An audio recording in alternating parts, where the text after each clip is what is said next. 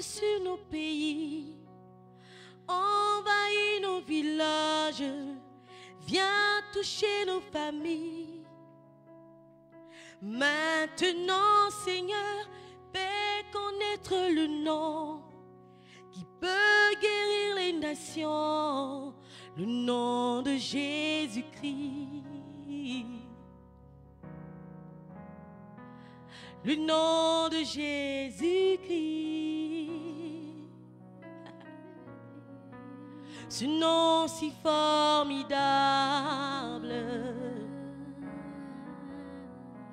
Ce nom, oui, admirable. Ce nom si formidable.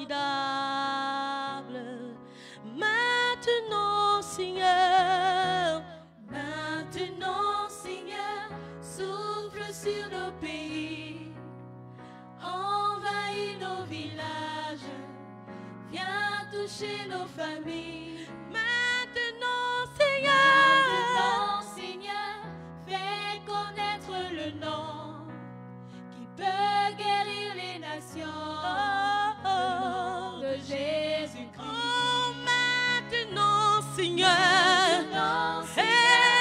souffle sur nos pays, souffle, envahis nos villages, viens toucher nos familles.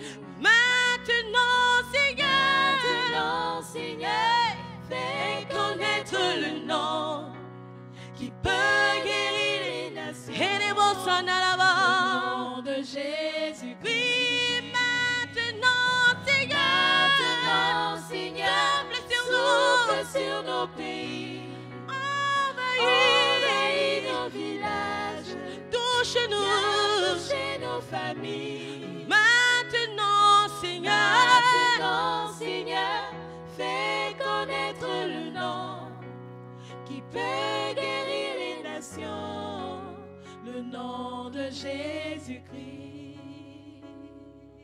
Alors souffle,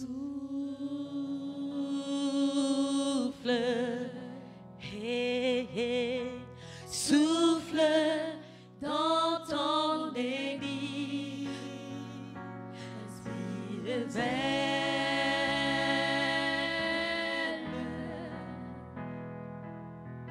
révèle le cœur de Dieu.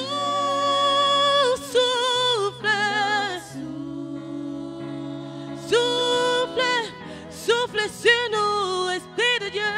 Souffle dans ton église. Esprit, révèle-nous le Père.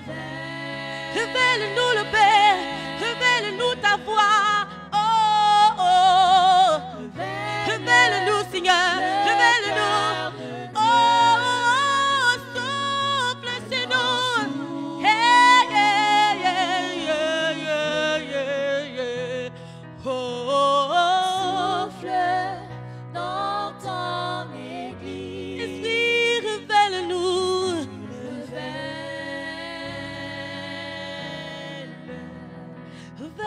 Révèle-nous. Révèle le cœur de Dieu.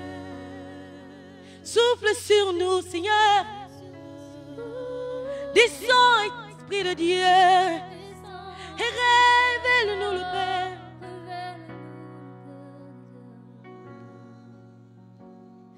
Maintenant, Seigneur, souffle sur nos pays, envahis nos villages, viens toucher nos familles. Alléluia.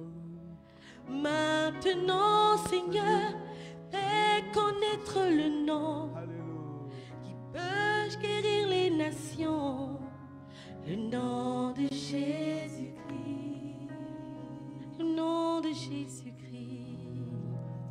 le nom de Jésus-Christ, le nom de Jésus-Christ, le nom de Jésus-Christ, le nom de Jésus-Christ, le nom de Jésus-Christ.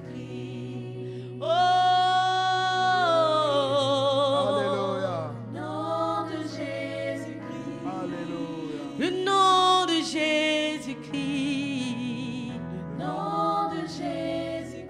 Alléluia, alléluia, gloire à Dieu.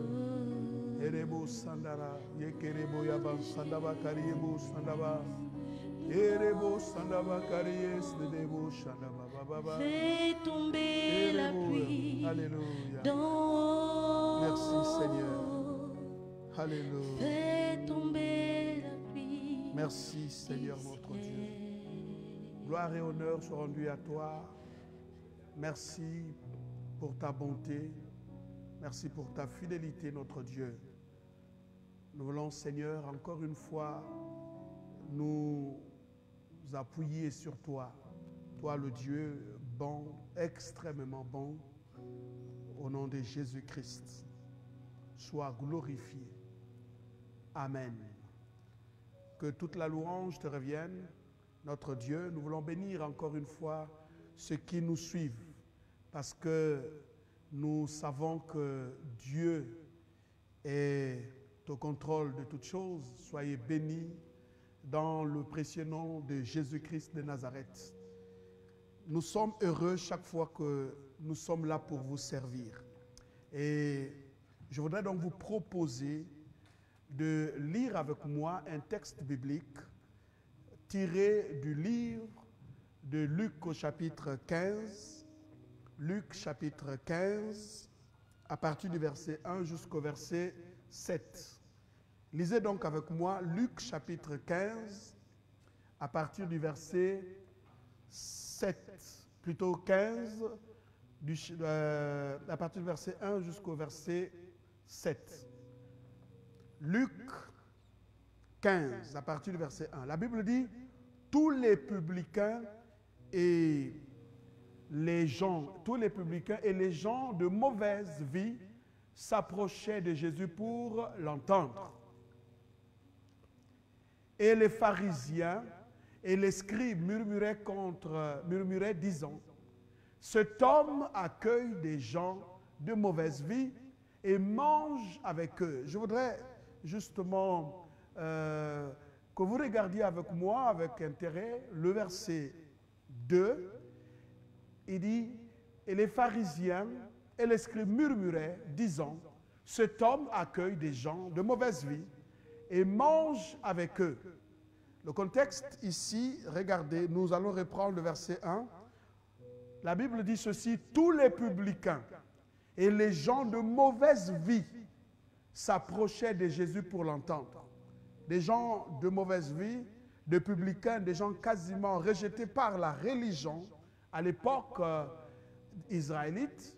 Et ce sont ces gens-là que Jésus pouvait donc recevoir. Au verset 2, la Bible nous dit, et les pharisiens et les scribes murmuraient, c'était donc les spécialistes de la parole, de la loi, qui murmuraient, donc disant, cet homme accueille des gens de mauvaise vie et mange avec eux. Verset 3, mais il leur dit de cette parabole. Donc, Jésus va donc fonder sa parabole sur la base de reproches qui lui ont été faits par les spécialistes de la loi. Donc, c'est sur cette base-là qu'il va donc constituer sa réplique à partir, bien sûr, de cette parabole. Qu'est-ce qu'il dit, en effet, cette parabole? Alors, quel homme d'entre vous, s'il a 100 brebis et qu'il en perd une, ne laisse les 99 autres dans le désert pour aller après celle qui est perdue jusqu'à ce qu'il la retrouve. Jusqu'à ce qu'il la retrouve. C'est une détermination du berger. Verset 5, lorsqu'il l'a retrouvée, il la met avec joie sur ses épaules. Verset 6, et de retour à la maison, il appelle ses amis et ses voisins et leur dit, réjouissez-vous avec moi, car j'ai retrouvé ma brebis qui était perdue. Verset 7, de même, je vous le dis, il y aura plus de joie dans le ciel pour un seul pécheur qui se repent que pour 99 justes qui n'ont pas de repentance. C'est un texte merveilleux. Nous allons tirer beaucoup de leçons là-dessus. Nous sommes vendredi, le jour de la prière. Et c'est tout à fait normal. Nous sommes dans une perspective d'une révolution de l'Évangile. Vous savez, avec beaucoup plus de réflexion, nous sommes en train de nous remettre petit à petit en question parce que c'est toujours la question de savoir est-ce que ce que nous prêchons est véritablement une substance qui vient de l'homilétique, c'est-à-dire le principe de la prédication. J'ai rappelé dans mes prédications précédentes que lorsque vous évaluez une prédication, vous avez 4 axes très importants pour qu'une prédication réponde afin qu'elle soit une prédication biblique. La première chose, une prédication doit susciter la condition, doit prendre en compte la condition humaine en suscitant la grâce. La deuxième chose, il faut que cette prédication suscite la foi. Et ensuite, cette prédication doit absolument avoir ce qu'on appelle la dimension de l'évangile. Il faut que l'évangile soit prêché. Vous comprenez que le fait d'ouvrir une Bible et de prêcher ne nous donne pas ici la possibilité de penser que nous venons donc de faire une prédication biblique. La prédication biblique doit tenir compte de la condition humaine, doit susciter la foi, doit ici susciter la grâce et l'évangile doit être prêché. La plupart des prédications que nous suivons dans ces derniers temps, mais comment dirais-je, j'en fais partie comme pour vous montrer notre degré d'humilité. Alors donc, vous voyez, au cours de ces prédications, on dit tout sans l'essentiel. Or, la prédication doit apporter dans la vie des auditeurs ces 4 choses. 1. La foi. 2. Prendre en compte la condition humaine. 3. La grâce. 4.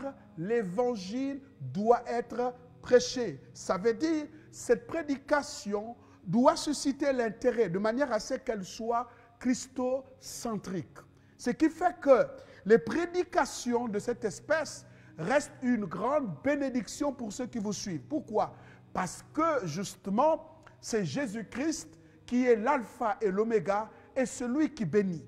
Une prédication qui ne tient pas compte des normes de l'homilétique, des normes, des principes bibliques de la prédication, elle n'est pas une prédication. Je sais que beaucoup de théologiens me suivent. Vous êtes d'accord avec moi que ces 4 choses doivent fonder nos prédications.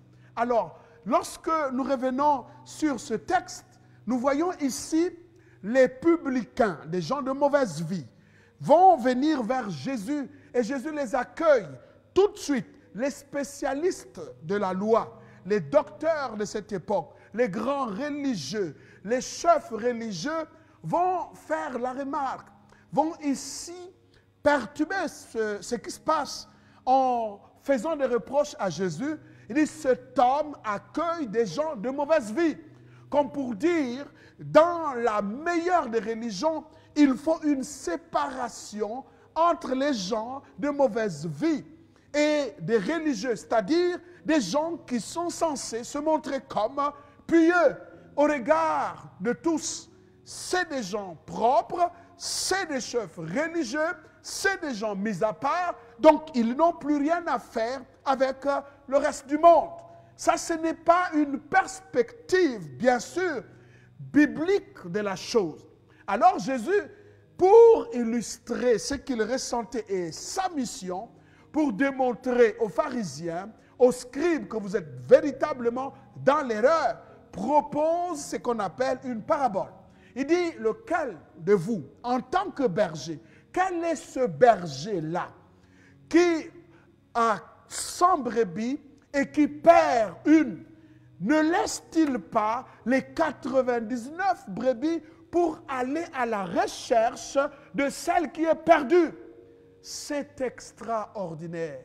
Quand vous regardez et vous vous posez des questions, est-ce que nous avons, mes amis, compris quel est le cœur de Dieu?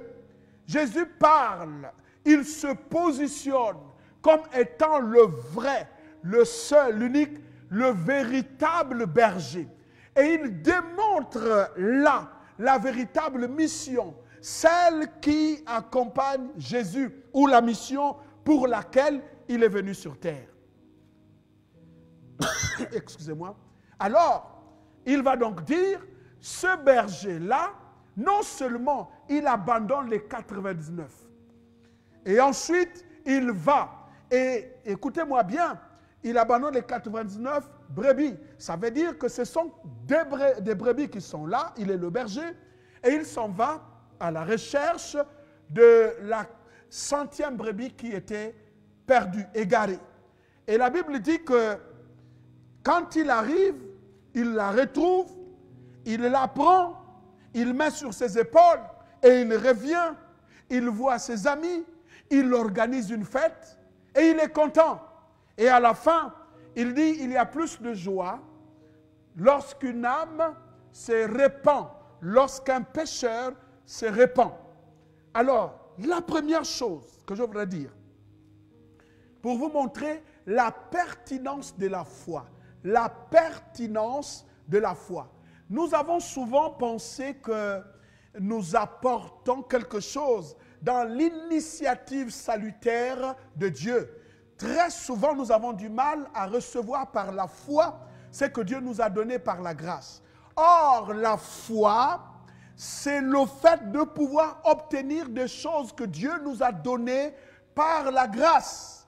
En d'autres termes, la foi nous connecte aux choses de Dieu par la grâce, des choses qu'il nous a données par la grâce. La pertinence de la foi, c'est le fait de se connecter aux bénédictions de Dieu, aux choses de Dieu, aux promesses de Dieu. C'est cela la pertinence. La pertinence, c'est la capacité de pouvoir prouver subtilement, de manière incontestable, quelque chose dans son évidence. La pertinence, quand on dit de quelqu'un pertinent, c'est l'intelligence, c'est la sagesse, c'est cette subtilité qui nous amène à faire des choses ou à dire ou à poser des questions de manière pertinente. Lorsque tu es pertinent, tu es intelligent, tu profites des opportunités, tu poses des problèmes avec une telle sagesse. Quand on parle de la pertinence de la foi, c'est donc ici cette quintessence de la foi. C'est ce que la foi fait avec nous. C'est la capacité de pouvoir se connecter aux grâces de Dieu au moment opportun. C'est cette lucidité de voir des choses. C'est ce qui nous amène à avoir des résultats différents. C'est la foi. La Bible dit que nous sommes sauvés par la grâce, mais au moyen de la foi. Donc ça veut dire que Dieu qui nous sauve, il nous sauve gratuitement, mais il nous fait la grâce de la foi pour obtenir ce salut. Suivez-moi très bien. Et c'est ce qui est dommage. L'homme a toujours pensé qu'il apporte quelque chose dans l'œuvre de Dieu. Non, ce n'est pas le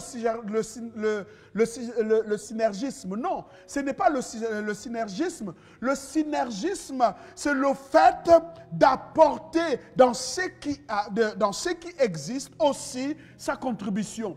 L'homme a toujours un regard qui va vers le synergisme.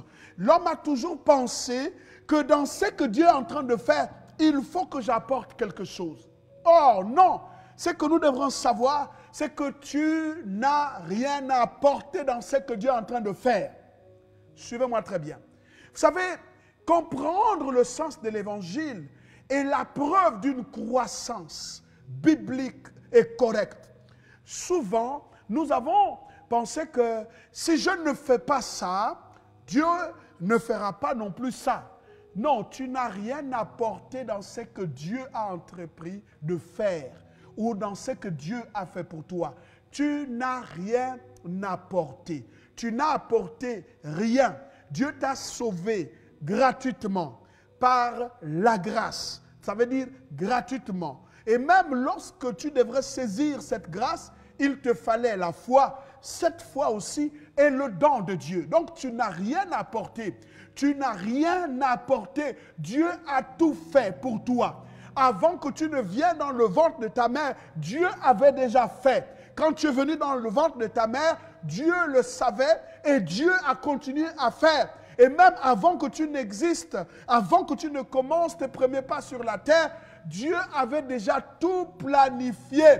La pertinence de la foi te permet de saisir les choses de Dieu par la foi. Les choses que Dieu nous a données par la grâce. Alors, regardez la démarche de ce berger. La première chose, remettez-moi le texte, le verset 7. Nous allons examiner ce texte.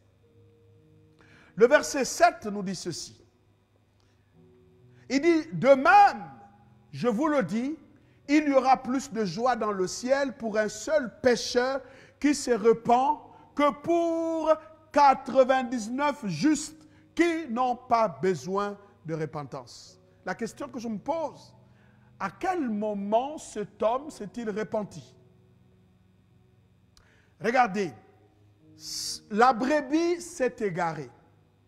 Celui qui entreprend la démarche d'aller chercher cette brebis-là, c'est le Seigneur Jésus. C'est le berger. Donc la brebis, dans son égarement, là où elle était, ne sachant même pas ce que Dieu pensait d'elle, elle était totalement égarée. Mais Dieu a abandonné, a laissé les 99 pour aller à la recherche de cette brebis. Le temps que ça pouvait le prendre, pour m'exprimer ainsi, alors ne pouvait pas désarmer Dieu dans sa pensée d'aller rechercher la brebis égarée. Je vais dire à quelqu'un, si Dieu t'a appelé, si tu as accepté un jour Jésus-Christ comme Seigneur et Sauveur personnel, je ne veux pas d'abord parler de ceux qui n'ont pas encore rejoint la bergerie. Dieu sait ce qu'il est en train de faire à ce qui te concerne. Il y a des choses que Dieu organise. Nous ne sommes même pas conscients de cela. Mais Dieu a déjà organisé la démarche de venir vers nous. Parce que celui qui va vers la brebis, il va dans les pentes escarpées, il va dans les mapanes, comme pour utiliser le jargon de notre pays. Il va dans des endroits. Écoute, il n'y a pas un endroit qui peut empêcher Dieu de venir te trouver là où tu es. Il n'y a pas quelque chose qui peut faire obstacle lorsque Dieu décide de venir te trouver. Ce n'est pas parce que tu seras dans une situation, même là où tu es, juste cette pensée-là qui descend dans ton cœur, tu as juste pensé, n'oublie pas que cette pensée n'est pas venue juste comme ça. Non, c'est Dieu qui entreprend quelque chose, une démarche de venir te trouver. Pourquoi? Parce que le Seigneur a décidé de te bénir. Il a décidé de te visiter. Aucune prédication, aucun homme, chef religieux soit-il, n'empêchera Dieu, dans l'amour qu'il éprouve pour toi, de venir te trouver dans ta condition. D'ailleurs, au moment où je suis en train de parler, je voudrais juste que tu saches que le Seigneur, depuis le ciel, a décidé de venir te trouver dans cette situation-là. Ce soir, Dieu fera quelque chose d'inouï. Il y a des gens qui te jugeront, qui te verront comme quelqu'un qui ne mérite plus rien de Dieu. Mais dis-leur que Satan n'est qu'un menteur. Ce soir, il y a quelque chose qui se passe. Gabon, écoute-moi bien. Dieu est à la recherche, bien sûr, de ce pays qui s'est égaré. Le Seigneur te retrouvera. Écoutez la deuxième chose. Quand Dieu retrouve la brebis, non, il ne permet plus que cette brebis fasse un chemin retour avec à pied. Non, il prend la brebis. Il dit non, je ne t'épuiserai pas davantage. Il prend la brebis, il le dépose sur ses épaules. My God, j'imagine le berger et la brebis. Quel était le cantique nouveau que les deux étaient en train de chanter? Qu'est-ce que le Seigneur était en train de dire alors qu'il a retrouvé sa brebis?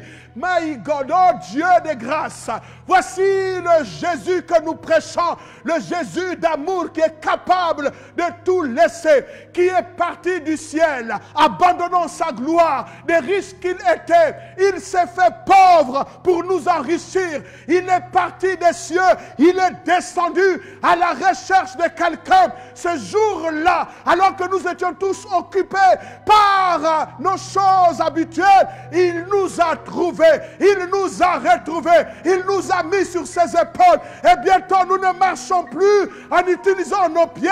Le Seigneur marche avec nous. Je vois la direction. Il nous ramène dans la maison. Je vois la joie du Père. Il nous ramène dans la bénédiction. Si tu étais égaré, voici le Seigneur t'a posé sur ses épaules et il te ramène dans sa maison. Ce soir, à l'égard de la brebis perdue, le Seigneur organise une fête et il invite ses amis. La fête organisée par le Seigneur, les anges y viennent. Rema kanderebo saka. Hey, je suis en train de dire à quelqu'un, écoute, le Seigneur te mettra sur ses épaules. Tu n'auras plus la souffrance de marcher à pied. Le soleil ne va plus te brûler. Non, le cantique nouveau n'est plus chanté par les rachetés, mais c'est le berger qui chante. Alléluia. C'est pour cela qu'il est descendu, pour aller chercher dans les plus profonds, les profondeurs du péché, des situations les plus chaotiques, la brebis. Ce soir, si tu es dans une fosse, alors le Seigneur te mettra sur ses épaules et vous en sortirez. Ce soir, si tu es égaré quelque part, j'imagine que le Seigneur te prendra et il te déposera sur ses épaules. La joie est immense dans la maison du Père. Il a dit qu'il y a plus de joie. Écoutez-moi très bien. Si nous n'avons pas compris le sens de qu'est-ce que c'est que l'évangile, nous allons tromper les gens. Dieu est extrêmement résolu, engagé pour nous faire du bien, pour s'occuper de nous. Il te guérira. Ce soir, avec ce que tu es en train de vivre, le retour dans la maison du Père est plus probant. Le retour dans la maison du Père, écoutez-moi bien, la brebis s'est égarée. C'est vrai. Mais le retour ne sera pas un retour dans le silence. Vous savez, dans l'histoire du roi David, lorsqu'il fut chassé par son fils, qui s'était rebellé contre son autorité, alors qu'il était en train de courir, fuyant bien sûr la rébellion de son fils, il s'est retrouvé sur son chemin un homme qu'on appelle Chiméi, qui s'est mis à maudire le roi. Le roi n'a pas répondu. Mais vous savez, si vous partez mal, vous pouvez revenir de façon glorieuse. Quand il est parti, c'était un moment où il a croisé des gens qui pouvaient le maudire. Mais quand Dieu lui a fait justice, sur le chemin du retour, il a croisé le même personnage. Et cette fois-ci, ce dernier qu'il avait maudit s'est prosterné sur le chemin. S'est humilié devant le roi. Je suis en train de dire, je ne sais pas trop combien de fois tu as été jugé, combien de fois on t'a parlé, combien de fois tu as été rejeté, je ne sais pas comment ça s'est passé, des choses sur lesquelles tu as tellement pleuré, mais tu penses avoir été égaré pour toujours. Eh bien, écoute-moi bien, depuis que Dieu s'est résolu de te retrouver, il est Dieu, rien ne peut être caché. Il sait exactement là où tu es. Il sait exactement la situation dans laquelle tu es. Il te retrouvera. Mais quand il va te retrouver, sa joie sera plus grande de te retrouver que tout ce que tu as fait. Je veux que tu te ressaisisses. Écoutez-moi bien. C'est l'occasion de se dire, waouh, quel amour. Comment le Seigneur peut-il m'aimer à ce point? David a dit, qu'est-ce que l'homme pour que tu égares à lui? Mais c'est ce que Dieu a résolu de faire. Et quand il te retrouve, sa joie est grande. Et non seulement sa joie est grande, il convoque ici ses amis et ses proches, il convoque son entourage et quand ils viennent s'asseoir, il fait une grande fête pour dire cette brebis-là qui a été égarée, je l'ai retrouvé. Cette fête-là, quand il dit, c'est ce qu'il associe à la fin, il y a plus de joie au ciel. Ça veut dire que chaque fois que Dieu a retrouvé son enfant perdu, la joie qui se fait au ciel est d'une immensité qu'on ne peut pas comparer aux fêtes normales que nous avons souvent l'occasion d'organiser. Alors, je termine ce soir, avant de vous inviter à la prière, avec Luc chapitre 1, verset 31. Luc chapitre 1, verset 31. La Bible dit ceci. Vous savez, quand j'ai compris que ce que Dieu veut pour nous, c'est notre bonheur. L'amour de Dieu est imperturbable. La Bible dit ceci. Et voici, tu deviendras enceinte, c'est la visitation de l'ange Gabriel, et tu enfanteras un fils, et tu lui donneras le nom de Jésus. Le nom de Jésus veut dire l'Éternel est salut. La pertinence de la foi. Qu'est-ce que la brebis devrait faire? Elle devrait se laisser retrouver exactement là où elle était. Deuxièmement, la brebis doit consentir à l'action du berger qui consiste à la placer sur ses épaules. Ça veut dire qu'elle ne doit pas refuser, elle doit se laisser faire, elle doit se laisser retrouver, elle doit se laisser porter, elle doit se laisser accompagner, elle doit accepter de retrouver la maison paternelle et accepter qu'une fête soit faite à son honneur. C'est exactement ce que le Seigneur fait chaque fois que nous avons besoin. Et comment nous devrons faire? Eh bien, nous devrons saisir ces grâces par la foi. C'est la foi qui nous amène à saisir les grâces du Seigneur, à accepter que Dieu a tout fait. Maintenant, quand Jésus, dans son illustration, a ramené la brebis dans la maison, et il dit, il y a plus de joie au ciel pour un pécheur qui se répand. La question qu'on se dit, voici, l'homme était égaré, il n'est pas revenu de lui-même, c'est le Seigneur qui est allé le chercher. Deuxièmement, il n'a pas marché pour revenir, c'est le Seigneur qui l'a porté. Troisièmement, quand il arrive, c'est le Seigneur qui organise la fête. À quel moment cet homme s'est-il repenti? C'est aussi clair que je n'ai rien apporté. L'humilité, c'est d'accepter que c'est Dieu qui fait toutes choses dans nos vies. C'est ça, être humble. C'est de se dire, Dieu a tout fait, il a tout disposé. C'est prétentieux de penser qu'un homme peut changer un autre homme. C'est prétentieux de penser qu'il y a des prédicateurs qui peuvent à chaque fois se mettre sur l'estrade pour attaquer les brebis, les fouetter. Ce n'est pas la pensée de Dieu. La pensée de Dieu qu'il est en peine vis-à-vis de celles qui s'égarent. Il est en peine vis-à-vis de celles qui se cherchent. Il est en peine vis-à-vis des brebis qui ne comprennent pas les voies du Seigneur. C'est notre objectif, c'est de se ressembler au véritable berger. Alors, si je me permettais de terminer, c'est de vous dire que nous n'avons rien apporté et que c'est le Seigneur qui fait toutes choses. Levez-vous avec moi et nous allons prier en remerciant le Seigneur. Nous allons remercier le Seigneur, le Dieu des grâces. Alléluia. Remercions le Seigneur, le Dieu des grâces, pour tout ce qu'il n'a cessé de faire. Vous savez, aujourd'hui, vous devrez apprendre à vous limiter à la grâce du Seigneur. Alors, les chantres vont nous accompagner. Je veux que tu t'examines.